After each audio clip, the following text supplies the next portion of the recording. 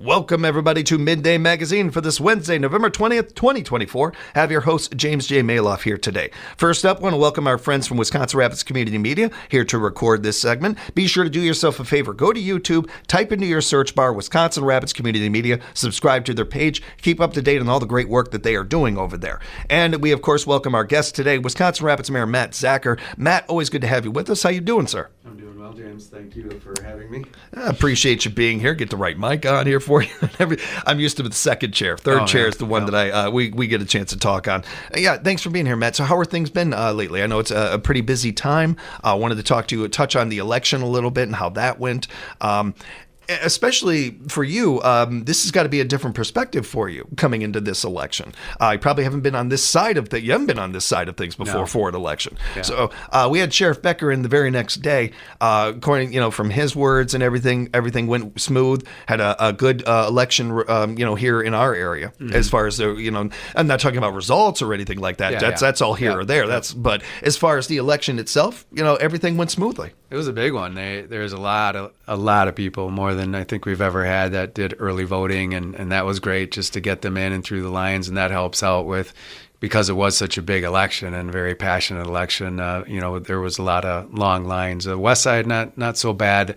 East side had a few little hiccups just in terms of getting people through as fast as they could, with the amount of stations that we always have set up. And the clerk Jennifer has done a great job with the elections over the years, and she's very passionate about it and takes it very seriously.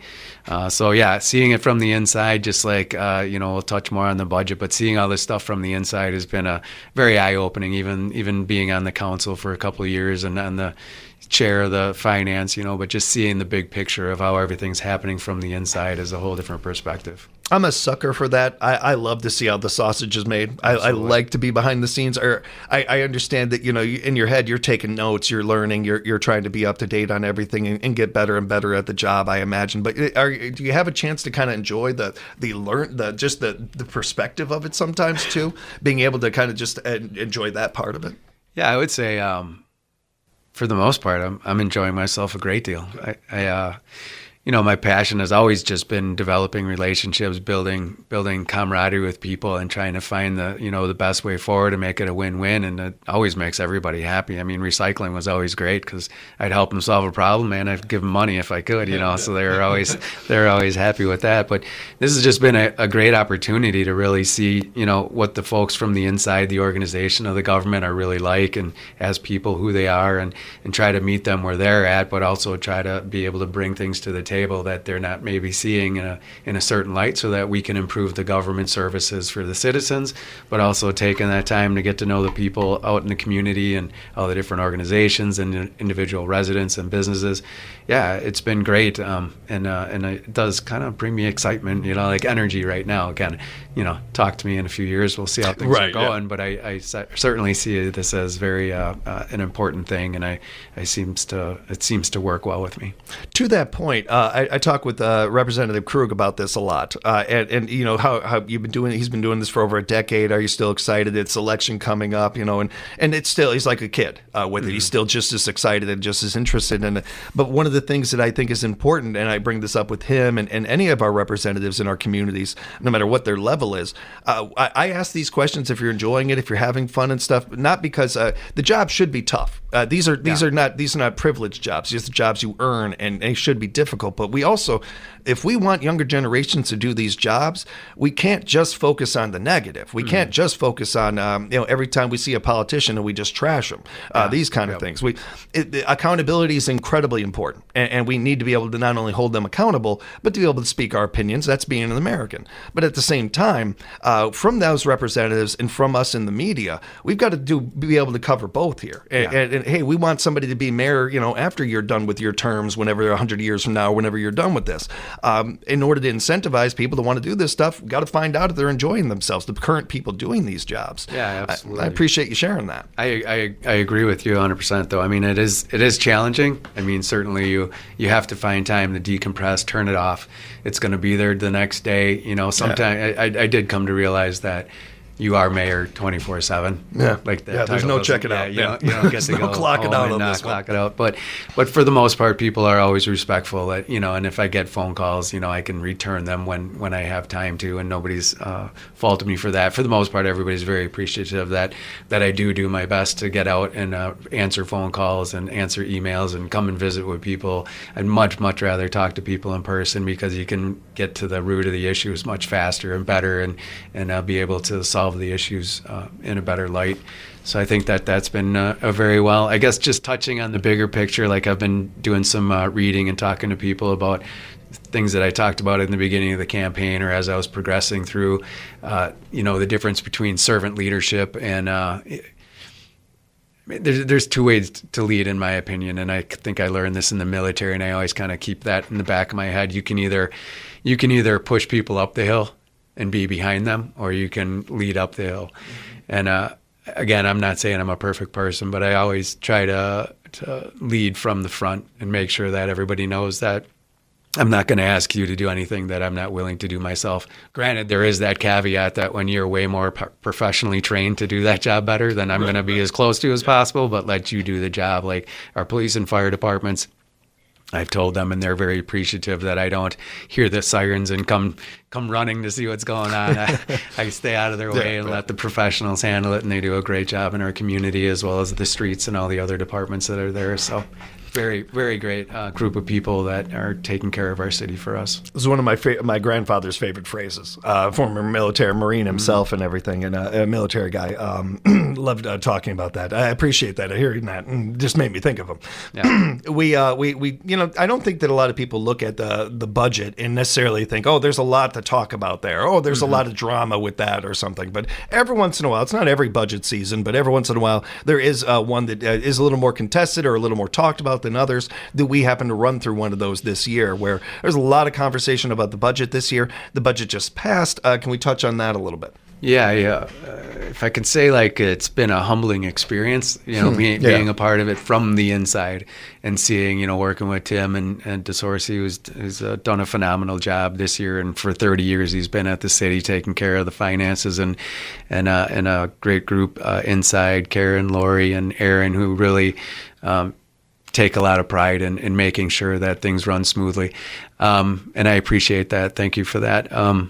But the big picture is that there's so many moving parts, and to be able to continuously bring in the numbers, and then the numbers are going out at the same time, and it doesn't ever stop. So really, when you're saying you're taking a snapshot of you're presenting a budget, that's really a moment in time to be able to take that snapshot and say, this is it. This is what it looks like for right now, and this is what we're going to work on towards next year. But at the same time, there's so many things that are going to happen between now and the end of 2025 that you can't see, you can't foresee. So it was pretty great that way. And there's a lot of big things that kind of happened this year that we had to take into account and figure out. We did decrease the budget by quite a bit in terms of the overall cost of what's going on. We still have expenses for some debt we're going to have to take out for the roads, but we were able to decrease that from like usually $2.2 million down to $1.3. And we were able to shift some things around, because I know we were going to touch on the transportation utility. This is a good time to bring it up. That was a system that we put in place that, in my opinion, was well thought out and well planned as a user-based system. Like you use a gallon of water, or you use a watt of electricity. I'm not quite sure how they do that or how they measure it, but it was based on how many times you used the road. Mm-hmm. So it was a trip charge, and we tried to make it equal to everybody. So if you're a resident, you have basically 8 trip charges a day, meaning you leave the house 4 times and come back per day. Granted, every day it's not going to be the same. The ones that got the brunt of that is going to be the businesses and the restaurants, because you have, fast food restaurants. You got, every time somebody pulls in and leaves, that's 2 trip charges. Mm-hmm. But at the same time, they don't get to run their business without the roads, Right. So there's a very important thing there. And it also helped us because some of the communities outlying communities that are great, and I appreciate everything that they do and being there, but they don't contribute to the roads at all that we use inside our city, which everybody uses. So this was a way of being able to get a few pennies from them to add to the pool of money that we use for Yeah. special assessments. And the whole reason we got rid of special assessments is because they were just going up and up and up. People were getting $15,000 to $30,000 bills, depending on if they lived on a corner or not. So really, in the end, it was a great system. But what happened, it was in Pewaukee. They went through the system, and the manufacturing group, at the state level, contested it, and they went to court. And the local court upheld it. And then they went to the appeals court, and the appeals court overturned it and said it was illegal. And then they took it to the Wisconsin Supreme Court, who then chose not to see it, which then put it back in the appeals court as illegal. Yeah. So we had we didn't disband it, but we did pause it for right now until we figured out for sure what's going on. So unfortunately, then we got to not collect the revenue that was coming for that, but we don't want to go back to special assessments. So we were able to kind of work internally between the utilities that use those, the underneath of those roads for the water, electricity, sometimes the stormwater utility, and then the wastewater. And we were able to kind of shift some money around, and everybody agreed that it was a fair process. So we weren't doing anything that hurt anybody. So that's going to be able to cover special assessments. So we're not going back to that outdated model at this point. So. Thank you for the update on that and the behind the scene of that and everything. Yep. With the rest of the budget, everything else, certainly some conversations about a couple of big things in town here. I know you wanted to touch on some of that too. Yeah, they're tough subjects because there's a lot of emotions behind them. And two of them that came to the forefront, and they kind of have for the last couple of years. So there's issues that are there. I'm not going to dive into the exact issues, and again, that's kind of my personal opinion too, and I'm learning as mayor at the council meetings that I don't speak as much as I did when I was a council member, just because one, I don't know how much it'll help, and two, I just don't know if it's my place as the mayor, because my job is to take care of the management behind the scenes. Yeah. So I'm learning as I go there. But anyways, the two touchy subjects was obviously the library and the Humane Society, and very, very emotional subjects, just because people really love the library and people really love the Humane Society because it takes care of the animals and everything. So we are working on those, and it's going to be a continuous process. I think people get scared when they hear certain things, or if a council member does make a motion, and they do have to hear if it passes or not. That's kind of what's happening. Like, in the end, we vote our aldermen in, and they're there to speak for the people. And again, they have their own opinions according to how they feel, how they were raised and everything. And ultimately, this comes down to the budget, and knowing that money is going to continue to shrink for us as a city, as we still have to wait and figure out how the whole mill system goes and what new businesses are going to be brought in and how that's going to play out for taxes and all that. But ultimately, we built this amazing city to include the library and to some degree the Humane Society, when we had a lot of money flowing through this community, and a lot of it was being brought in by individual donors, private donors, versus the city. But then what happens with these big organizations like the library, and again, it's a beautiful library and it does great things and there's great people there, but it costs a lot of money, and now it's been put, not 100%, because there is different funding to it, but the majority of it is put on the backs of the Wisconsin Rapids taxpayers now. So there's things to be discussed, and I hope everybody can understand that there's nobody that's looking to harm our community. It's just having conversations and dealing with the money behind what it takes to keep it running the way everybody wants it to run. So.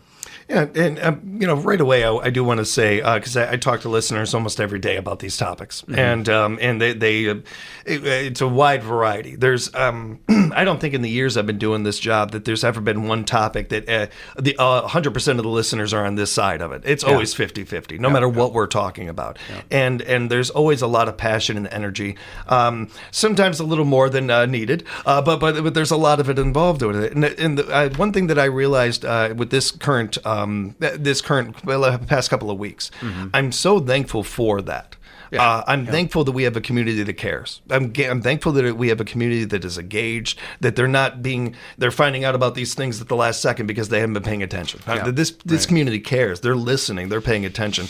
I'm also thankful for the communication from the board, from you, from your front office, from the city hall and all this, because they're able to care about these things because they're kept up to date on these things. We have an open communication here. Nobody's trying to hide anything. Nobody's trying to get rid of things things or make the community less than it is. We're trying to make it better.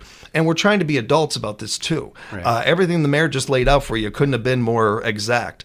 We want to keep these things. These things cost money. We have to balance way of life and way of living with how do we keep the lights on. Right. It's business 101. It's life 101. Right. And I think most people, when you strip it down like that and you explain it the way you did, get that. I think so.